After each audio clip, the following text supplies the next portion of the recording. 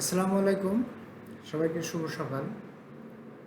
আমরা আজকে আলোচনা করতে চাই একটু স্পেশাল টপিকস। সেটা হলো আমরা যে ফিড প্রোডাকশন করি এবং মার্কেটিং করি, সেই ফিড তৈরিতে আমরা বিভিন্ন ধরনের প্রিমিক্স এবং অ্যাডিটিভসগুলো ব্যবহার করে থাকি।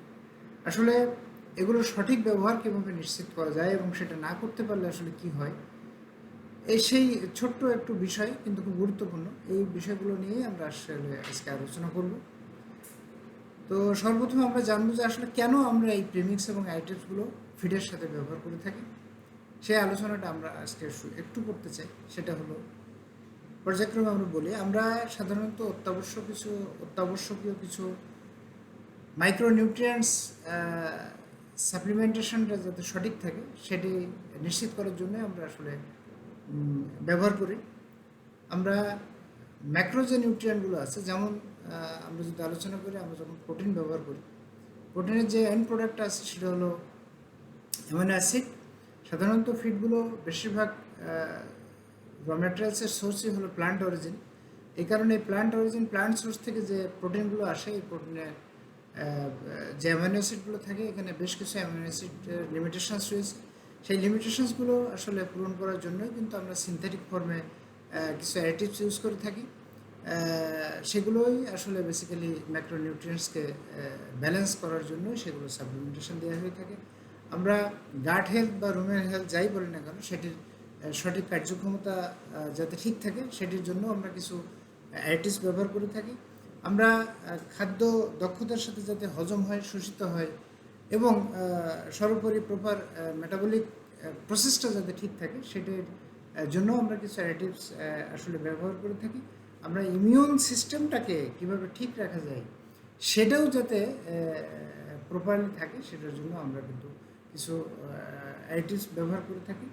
ফাইনালি আমরা কিন্তু ফিডের একটা নির্দিষ্ট শেলফ লাইফ আছে, এই শেলফ লাইফটা যাতে মাঠ পর্যায়ে গিয়ে সঠিক থাকে সেটার জন্য কিন্তু আমরা কিছু অ্যাডিটিভস এবং প্রিমিক্স ব্যবহার করছি। এছাড়াও অন্যান্য আরও কিছু ছোটো ছোটো বিষয়ে আমরা গুরুত্ব দিই। আমরা এনভায়রনমেন্টের বিষয়টা গুরুত্ব দিই। আমরা অনেক ক্ষেত্রে স্পেশাল কোনো স্পেসিস যদি থাকে সেই বিষয়টাও আমরা গুরুত্ব দিই। তো অনেকগুলো ইস্যু থাকে যেগুলোর কারণে কিন্তু আমরা প্রিমিক্স এবং অ্যাডিটিভসগুলো আসলে সাধারণত ফিডে ইউজ করে থাকি। এবং সেটা করলে কি হয়, আলটিমেটলি ফাইনালি কিন্তু আমাদের ডিজিজ আউটব্রেক হয় না। সেক্ষেত্রে আমাদের প্রোডাকশানটা ভালো থাকে, গ্রোথ ভালো থাকে, প্রোডাকশান ভালো হয়, মিল্ক প্রোডাকশান ভালো হয়। এগুলো সাধারণত আসলে ভালোভাবে পরিলক্ষিত হয়। কিন্তু সাধারণত দেখা যায় যে ফিল্ড পর্যায়ে আমরা দেখেছি যে ফিডের কোয়ালিটি অনেক সময় আসলে ঠিক যেভাবে আমরা চিন্তা করি ওইভাবে আসলে থাকে না। তার মেজর কারণ কিন্তু আসলে এই সমস্ত অ্যাডিটিভস বা প্রিমিক্সের ডেফিসিয়েন্সি, তাদের ইমব্যালেন্স, ইভেন এক্সেসও হয়ে যেয়ে থাকে কোনো কোনো অ্যাডিটিভ, যেটা আসলে প্রয়োজন নাই তার থেকেও বেশি কিন্তু আসলে ব্যবহার করে থাকি বা করা হয়ে থাকে। তাতে করে কী হয়, প্রোডাকশন তো হ্যাম্পার হবে, কোনো সন্দেহ নেই।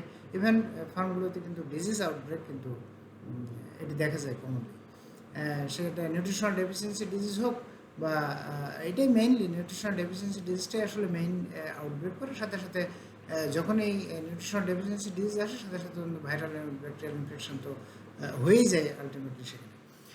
আর যদি এই সমস্ত অ্যাডিটিভস বা প্রিমিক্সগুলো আমরা না বোঝার কারণে এক্সেস ব্যবহার করে থাকি, তাহলে কী হয়, সেখানেও কিন্তু বিভিন্ন ধরনের ডিফর্মিটি দেখা যেতে পারে।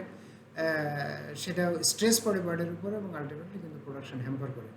সাথে সাথে প্রচুর টাকা কিন্তু ড্রেন আউট হয়ে যায়, যেটা আসলে হুট করে হয়তো বোঝা যায় না, কিন্তু প্রচুর টাকা কিন্তু ড্রেন আউট হয়ে যায়। যার কারণেই আমরা ফার্মগুলোতে বিভিন্ন সময় দেখেছি যে ফিড তারা প্রপারলি ফিডিং করালেও এবং সঠিক পরিমাণ খাওয়াচ্ছে, সঠিক সময়ে খাওয়াচ্ছে, তারপরেও দেখা যাচ্ছে প্রপার গ্রোথ আসছে না। আবার অনেক ক্ষেত্রে দেখা যাচ্ছে বিভিন্ন ধরনের ডিজিজ আউটব্রেক হচ্ছে বলেই তারা ফিডের সাথে, ইভেন তারা পানির সাথে ফার্মগুলোতে কিন্তু অনেক ধরনের অ্যাডিশনাল অ্যাডিটিভস বা প্রিমিক্স তারা ব্যবহার করছে, সেখানেও কিন্তু তারা অনেকগুলো টাকা ড্রেন আউট করে ফেলছে। এবং ফার্ম কিন্তু আসলে ওই ক্ষেত্রে যে পরিমাণ প্রফিট হওয়া দরকার ছিল সেই পরিমাণ প্রফিট হয় না। অনেক ক্ষেত্রে দেখা যায় যে খামারিরা কিন্তু লুজারও হয়ে যায়। তো একসাথে যদি এক্সেস ব্যবহার করে থাকি, তাহলে লুজার একাধারে ফিড মিলার ইন্ডাস্ট্রির মালিক যারা আছে তারাও হচ্ছেন, কারণ তাদের যেগুলো প্রয়োজন নেই তার থেকে বেশি আমরা যদি ব্যবহার করে থাকি ভুল করে, তাহলে সেখানেও আমার লস হচ্ছে। আবার সেই ইমব্যালেন্সের কারণে বা সেই এক্সেসের কারণে ফার্মগুলোতে মুরগির উপরে যে স্ট্রেস পড়ছে এবং তার যে প্রোডাকশন হ্যাম্পার হচ্ছে, ইভেন ডিজিজ আউটব্রেক হচ্ছে, সেটার কারণে কিন্তু ফার্মাররাও কিন্তু একটি রিকভার করার জন্য অতিরিক্ত পরিমাণ আবার অ্যাডিটিভস বা প্রিমিক্স বা এই জাতীয় মেডিসিন তারা ইউজ করছে, যার কারণে কিন্তু তারাও কিন্তু হিউজ পরিমাণ টাকা ড্রেন আউট করে ফেলছে।